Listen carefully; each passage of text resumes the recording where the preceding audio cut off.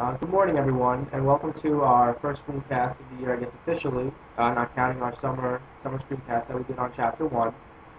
So today our topic is going to be on really the Native Americans and how the different European groups deal with the Native Americans, so the Spanish, the French, and the English, and kind of their different relationships with the natives. Because depending on why they come to the New World and what their goal is in the New World, they're going to have pretty different relationships with the different Native American tribes in their particular regions. Um, so, just like I told you guys in class, you want to take notes just like you would in a regular class day. And these lessons, these things that we do at home, these screencasts, are just as important as the lessons that we do in class. All right, so we're going to start with the Spanish. So if you look at the Spanish, first we have to look geographically. So we know from our study of global history that the Spanish are really pretty dominant in South America, the Caribbean, and Central America, but they also make some inroads here in North America.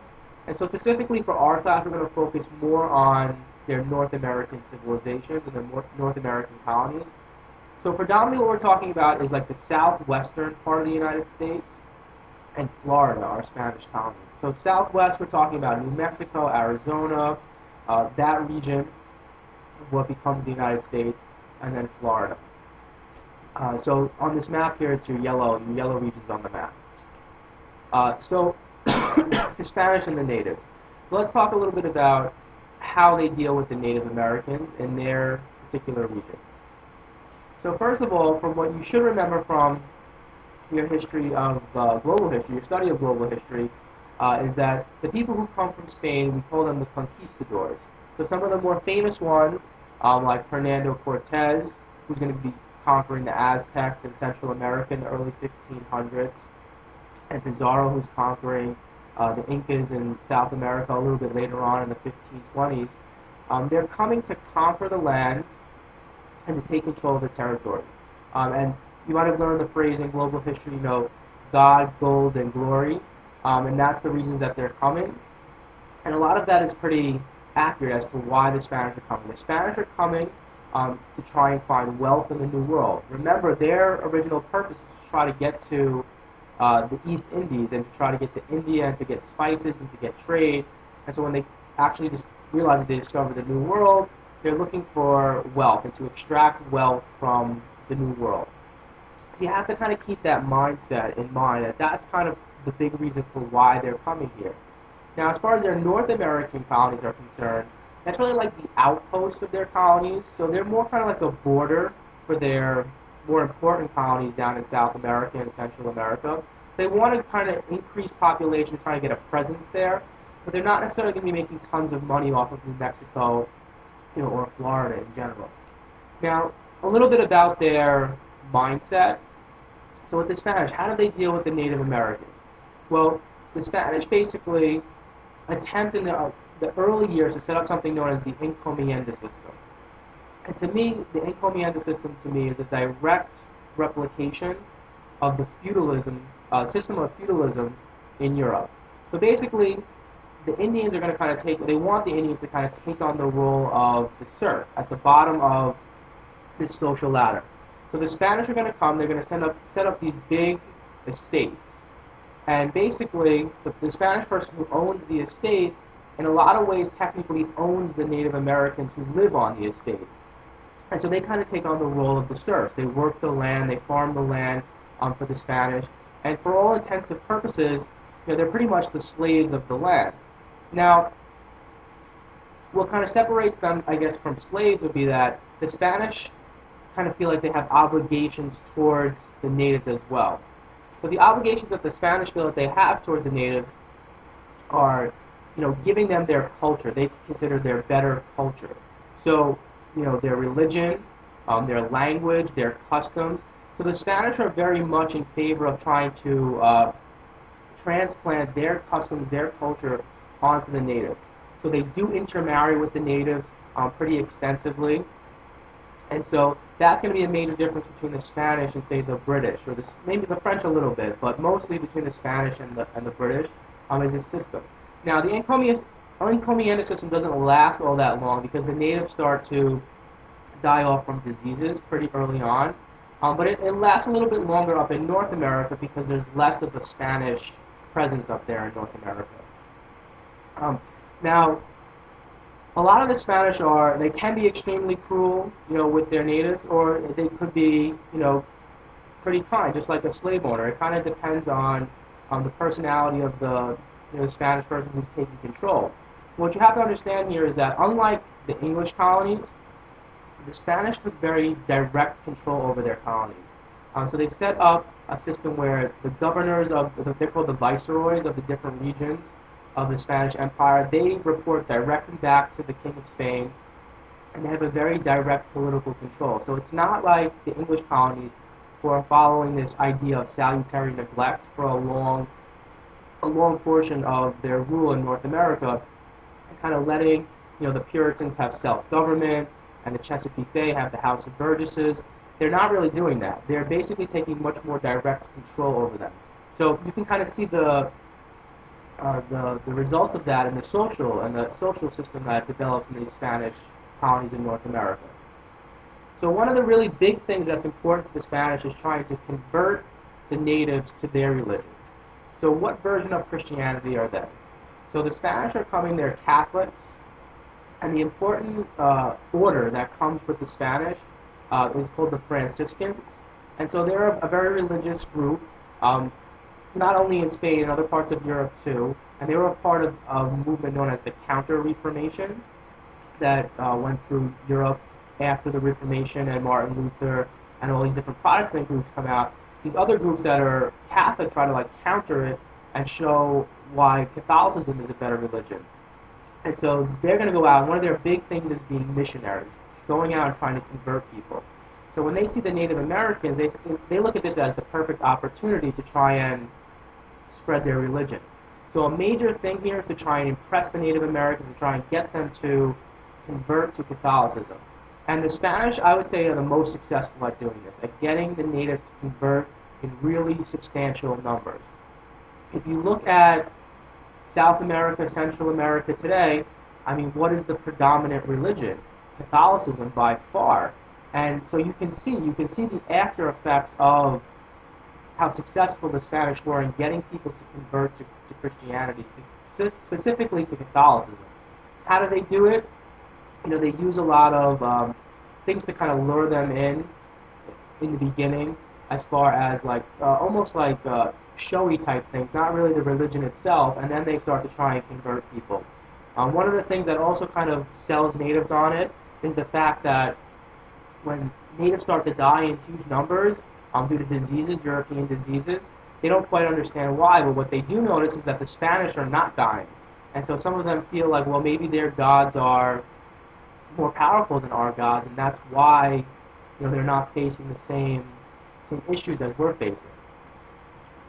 All right, so last thing with the Spanish is kind of their social system. So although they're trying to convert them and they do take direct control, they have a very distinct racially based social class system. So you should have learned this in global history about the Peninsulares at the top, which are the Spanish, born in Spain.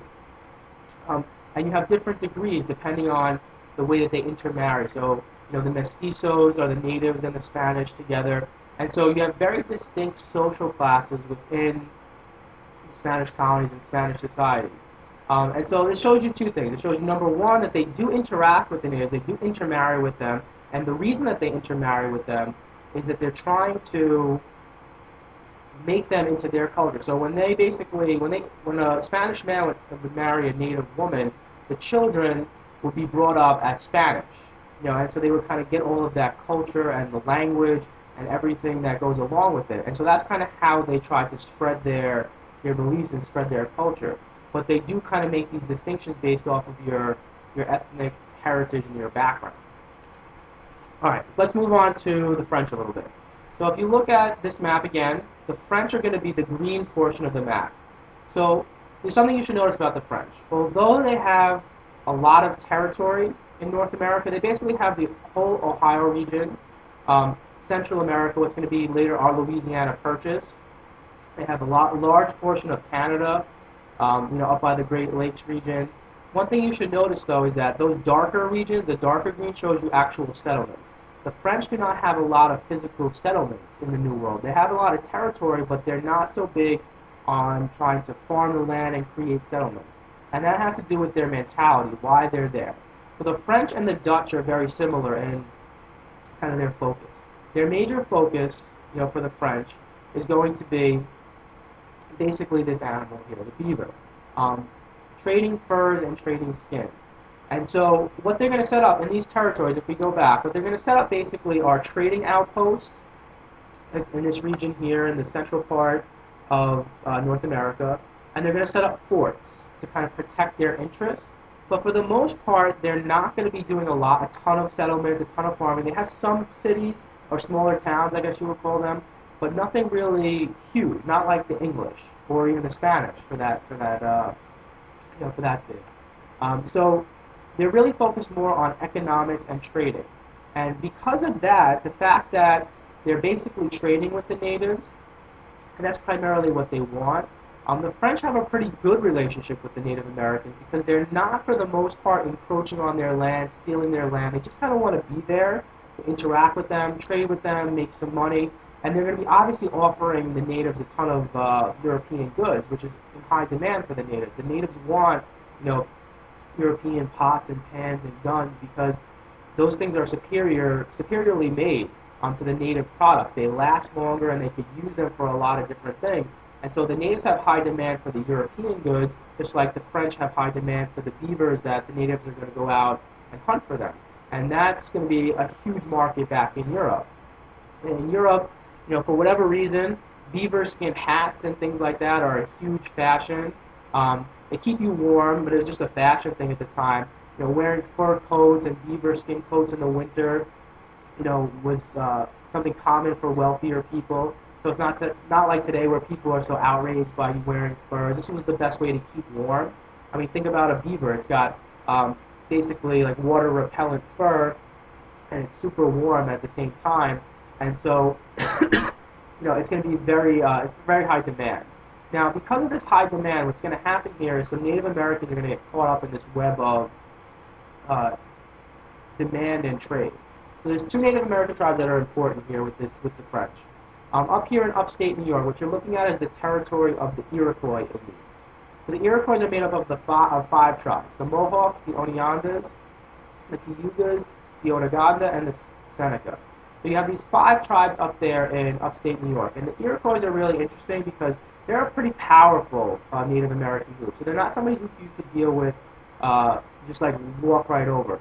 You really have to kind of use diplomacy when you deal with the Iroquois. And they're known as a very warlike people. Now, their arch enemies are just to the north of them, basically on the other side of Lake Ontario in Canada. So what we're dealing with here, if you look here, these are really their big rivals, the Hurons. And so what ends up happening is that these two groups kind of get caught up in a web of European demand and European trade. So the two groups here are going to end up fighting, basically over the fact that each of them really, they're trying to meet the demand of the European trade here. And they're fighting because beaver skins are kind of running out in their own territories. And what they need to do to kind of make up for this is go into opposing territories to kind of gain beaver skins to trade back to the Europeans.